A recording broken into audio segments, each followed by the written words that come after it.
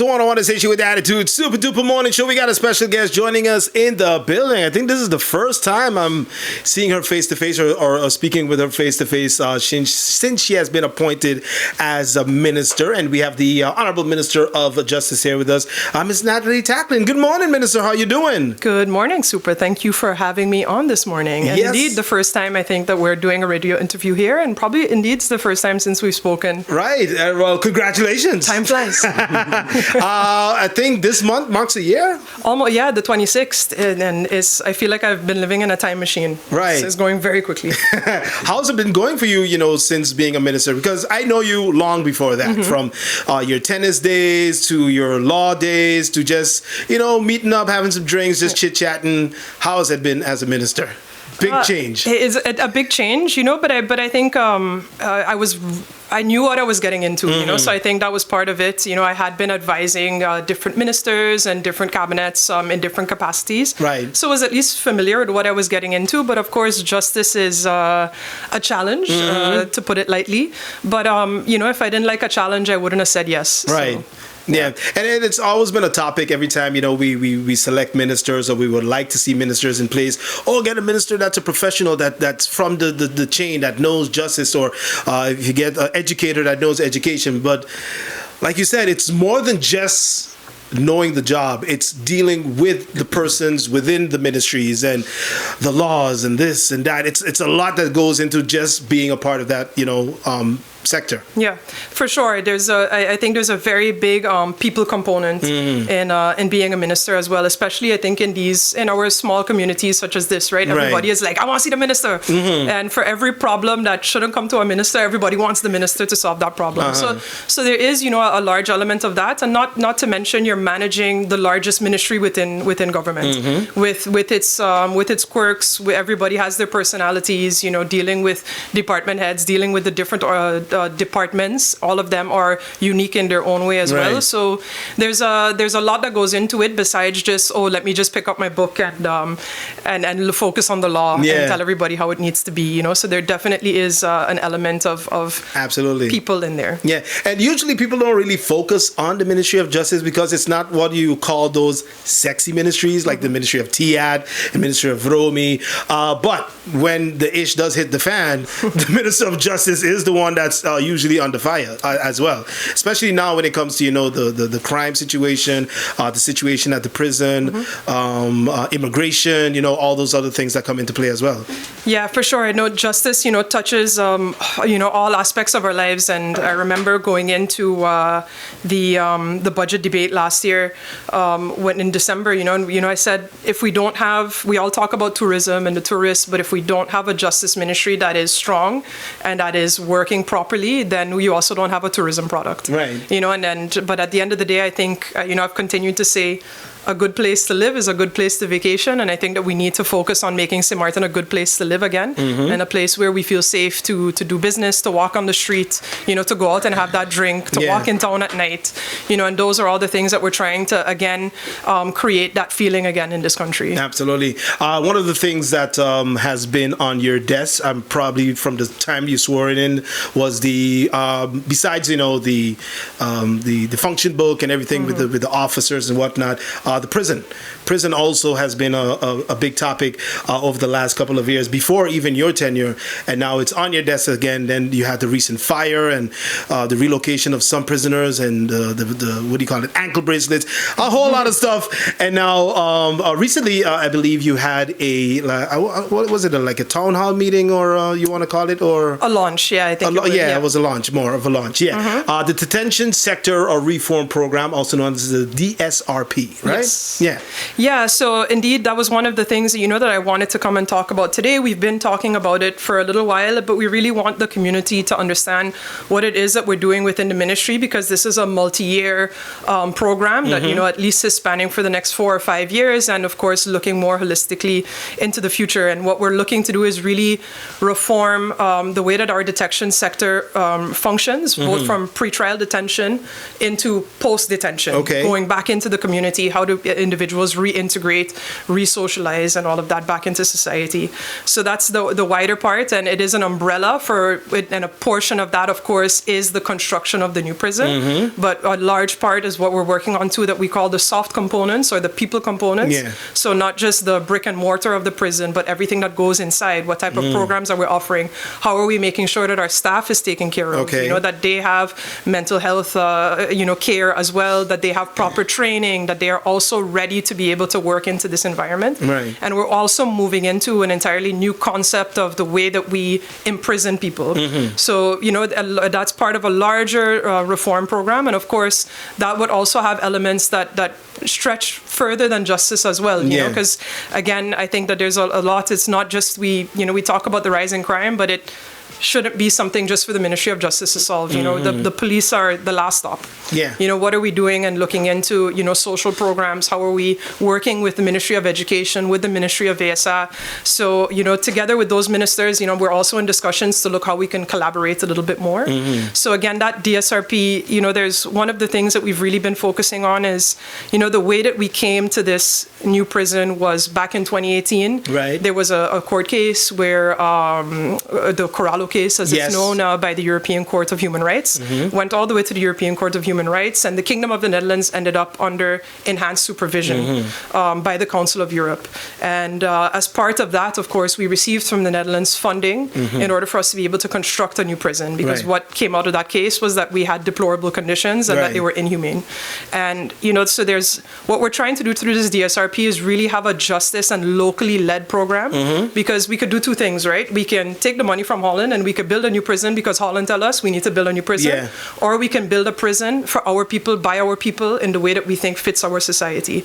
And that is what we're trying to achieve with this DSRP. We're working with UNOPS, we're working with UNODC, which are entities of the United Nations, but we as a Ministry of Justice are driving the vision. It's what we want, and they are helping us to implement our thoughts and what we think fits in our local context. So that's really the biggest takeaway, I think, for this DSRP is not foreigners coming here to tell us what to do. This is really what we want to see for our people. Okay. So this has been an investment of over $52 million, right? US dollars? Yeah. And it's not like you mentioned, not just for the construction or reconstruction of the prison, but also it goes into the different programs that you want to establish within the prison as well. Correct. So actually the construction is a $52 million project. However, aside from that, we also have more funding available. For example, for UNODC, for this year, the country of St. Maarten has contributed close to $1 million. And so that actually was money that we had received previously from the Netherlands that we had asked for their permission in order to reallocate that funding. And then over the next 4 years, the Netherlands will be contributing another 4 million euros. Well, what are some of the upgrades can we expect once this project is finished when it comes to the structure of the prison? Well, we're going to have a completely new facility. It's going to be, it looks really nice, to be fair. And I think it's weird to say that about a prison, right? But it's it actually looks, I think, will be one of the more modern, nicer buildings that we have here in this country. But, you know, it will be, of course, designated with different sections that we have within the prison. Right now, we have a capacity of about 80 males and 6 females, not counting the young adults that we have at the Miss Lally Center. And we're going to go from that capacity up to 196. So we'll have a much bigger capacity. We'll have different wards, but we'll also have workshops. We'll have educational rooms. So we'll have, you know, places that, of course, that there will be like a medical center within there as well. So it'll really be a state-of-the-art facility. And you know, one of the things we think too with this project is that for the Caribbean region, that as St. Maarten, we're trying to show also the rest of the region what it looks like, how we can kind of upgrade and be better when it comes to the way that we, you know, imprison individuals again. Okay. Now, has the planning gone into place that once this construction starts, because you have to consider not only the safety of the persons that will be working on the construction or reconstruction of the prison, but also the prisoners themselves and the workers, the prison guards and everyone. Has that plan been thought out? Have you thought about moving some persons in one side when one section is being done? Yeah. Like all of this has been thought out already? Yeah, for sure. So what we're going to do is, so actually we've, the contractor has been awarded the bid or the contract for the construction in November, December. They're starting to mobilize their staff coming this way. They will be working with local subcontractors as well to do a lot of the work. And I think within the next 2 months, you're going to actually see that area being closed off. We're looking to ground break in January officially, and to really start to see that movement. The way that the construction is going to happen is it'll happen in 2 phases. During phase one of the construction, the current facility will remain fully operational. So they'll be building around the current facility. Okay. And then that should be finished mid-2027. When that is finished, we will then move the current operations into this phase one of the new building. Then they will demolish the old building and then construct phase 2, which should be finished then in June 2028. All right. So it sounds good and looks good. And I'm sure the persons that have been awarded the contract, this is not their first rodeo. They've done projects like this before, I believe. Yes. When it comes to prisons and what? No, have they done prisons before? Yeah. And actually, the UNOPS is actually what they're really good in is procurement and public works and these types of projects. So this is really their wheelhouse. Now, some persons might say, why don't we just build a whole new one? Find land, just build a whole new prison, and then we do something else with the facility that we have now.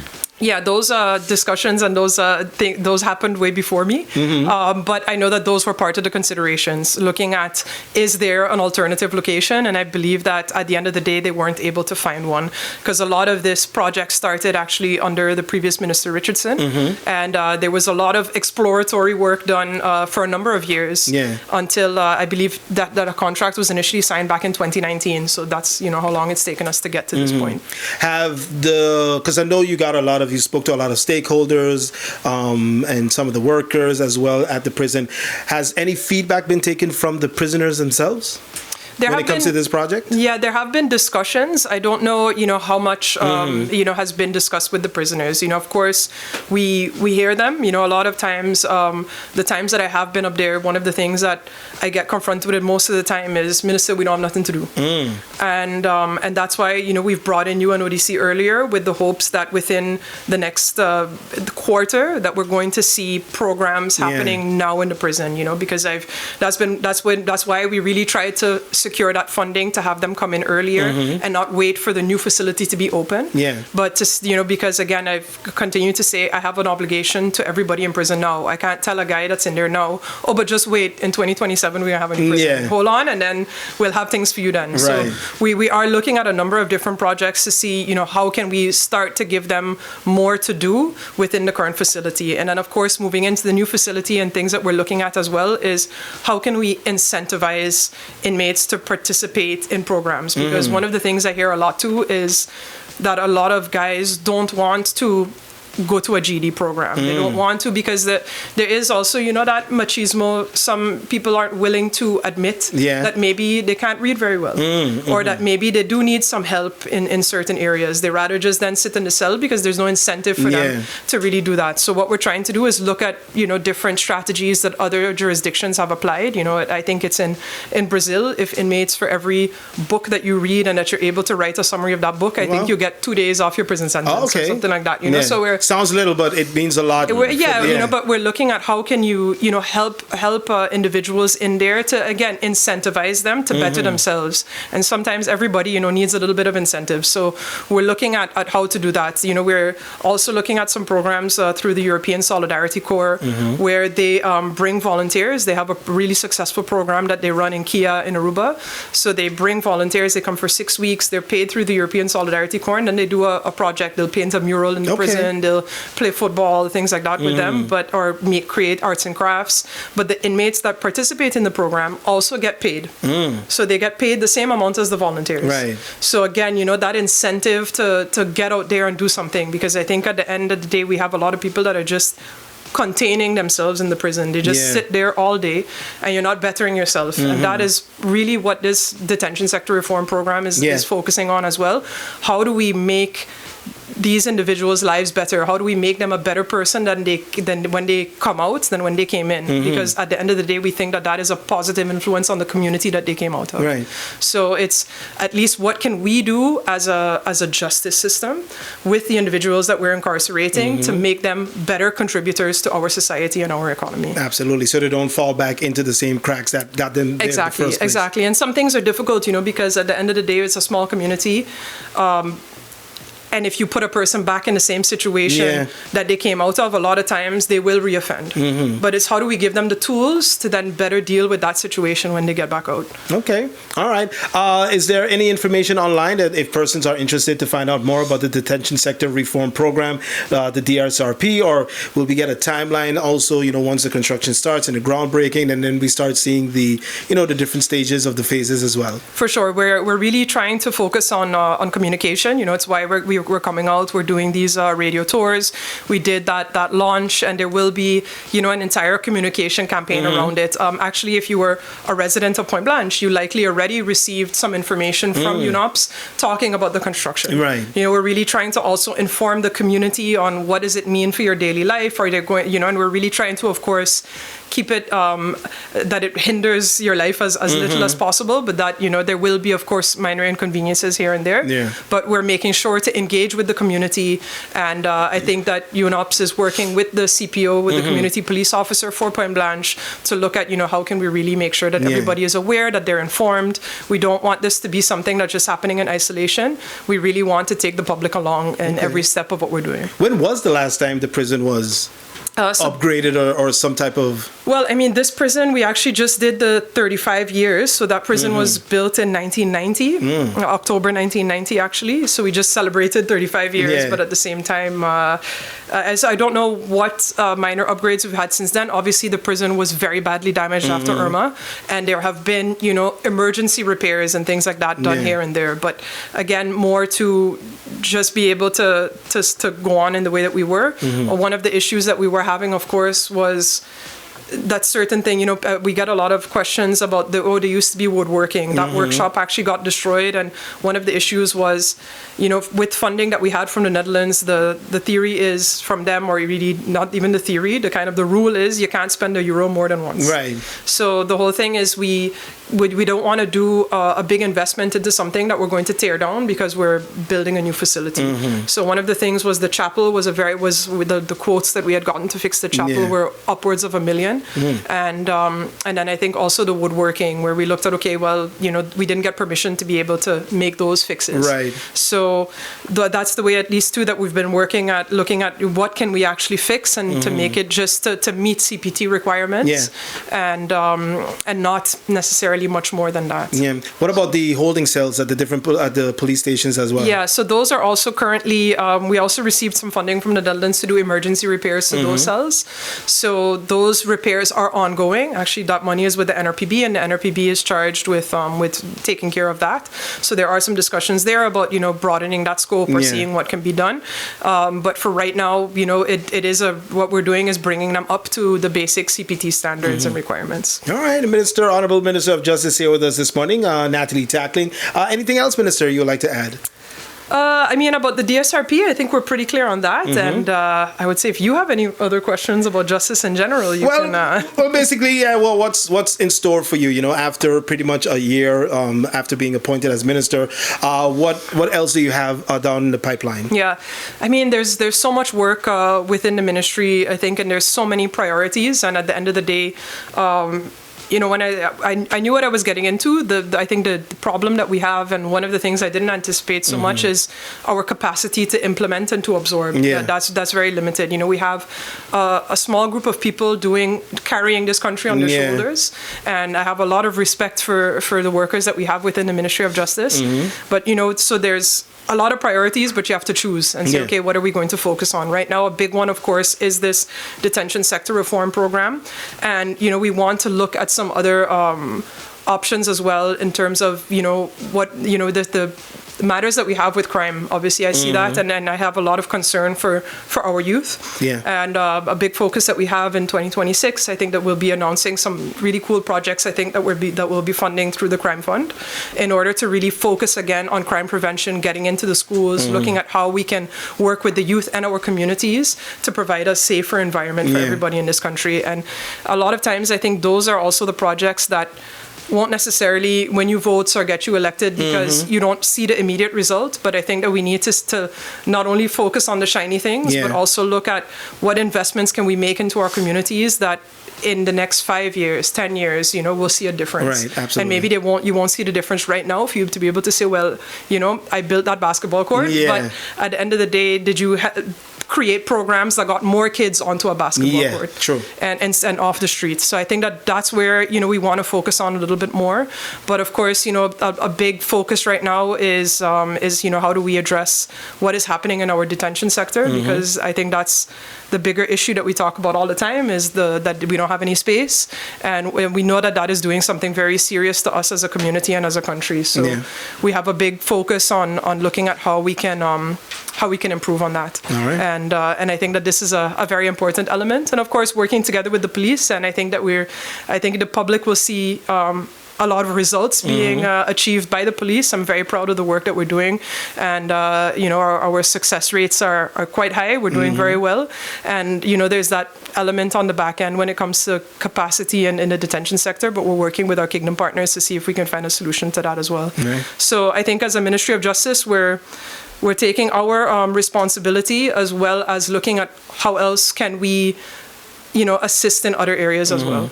All right. Honorable Minister of Justice here with us this morning, Nathalie. Thank you for joining us today. It's been a pleasure. And if anyone wants to reach out to you at the ministry, they can do that as well? Yes. Yeah? Yeah.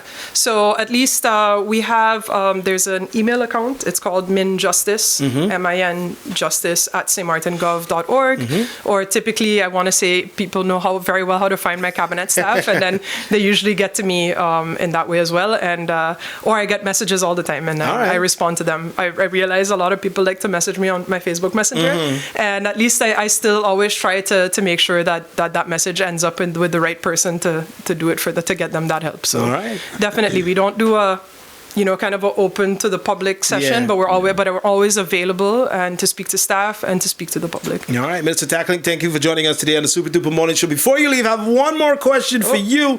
Tiebreak Tuesday. Do you think there are more insects or sea creatures in the world?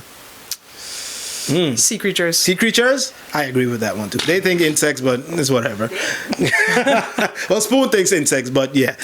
You can lock him up for that. Okay. All right, well, thank you. Thank you, Minister, for joining us, and much success with the DSRP and everything else within the ministry. Thank you. All right, ladies and gentlemen, I want to say you with the attitude. Birthdays coming up next. Yeah.